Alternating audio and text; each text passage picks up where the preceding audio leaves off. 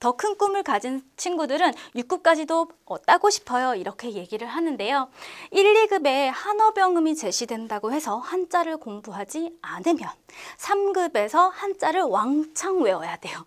3급에서도 아예 뭐 안 해도 돼 라고 생각을 하면 4급에서 또 왕창 외워야 된단 말이에요. 그건 나중에 학습자의 부담을 높이는 것이기 때문에 3, 4급 응시를 위한 디딤돌로서 2급을 준비하고자 한다면 한자를 공부하도록 이끄는 것이 좋습니다.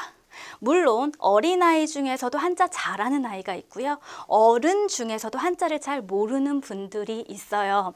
연령보다는 학습자의 한자 학습 배경을 여러분들이 파악하시는 것이 역시 중요하고요. 만약에 어린아이인데 한자를 배운 경험도 없어요. 그렇다면 그냥 줄이 쳐진 무제 노트에 한자를 쓰고 외우게 하지 마시고 한자 노트라고 따로 있잖아요. 네모칸 안에 반듯하게 한자를 한자 한자 쓸 수 있도록 여러분들이 준비해 주시는 것도 좋습니다. 그리고 학생들 중에는 어떤 획부터 써야 되는지도 모르는 경우가 많거든요. 자, 그런 경우 여러분들이 또 좀 더 신경 써 주셔야 돼요. 어떤 순서로 어떤 획부터 써야 되는지 하나하나 체크를 하시는데 수업 시간에 한 3개 정도는 같이 써보시는 것이 좋습니다. 오리엔테이션 할 때 배부하시면 되는데요. 기본적으로 학원 같은 경우는 아까도 잠깐 말씀드렸다시피 한 달 계획표를 스케줄러로 배포할 거고요. 그룹이나 공부방 같은 경우는 학생들의 구성원에 따라서 약간 진도가 달라질 수 있기 때문에 저 같은 경우는 한 달보다는 1주 혹은 2주 계획서, 제일 좋은 건 1주입니다. 이런 식으로 약간 배포하는 것도 괜찮다고 생각합니다. 그리고 과외 같은 경우는 말씀드렸지만 학생에 따라서 잘 조절하는 게 중요합니다. 그리고 중요한 것은 과외는 학생한테만 주는 것뿐만이 아니라 학부모님에게도 뭐겠습니까? 문자라든지 이런 식으로 전송을 해주시면 좋아합니다. 그리고 여러분들 과외할 때 이 계획서를 주면 좋은 이유가 뭐냐면 이렇게 주간 계획서나 이렇게 됐을 때 진도표가 나가잖아요. 그러면 과외를 할 때 이렇게 한 달에 무조건 받는 게 아니라 횟수대로 받을 때는 이 진도표를 받을 때마다 어머니들이 4번 정도 받으면 아 내가 학원비, 그 과외비를 낼 때가 됐구나라고 하는 거를 열심히 체크하시지만 가끔 깜빡하시는 분이 계시거든요. 그래서 과외비가 낼 때가 됐다라는 것을 자연스럽게 알릴 때가 될 수 있기 때문에 그걸 잘 활용하시면 좋습니다. 그래서 자, 음성적인 부분이에요. 자, 그래서 HSK를 가르치시다 보면은 자, 어떤 단어를 봤을 때 발음이 달라지는 경우가 있어요. 예를 들어서 자, 피를 흘리다라고 할 때 이 단어는 어떻게 발음한다? 시에로 발음하죠.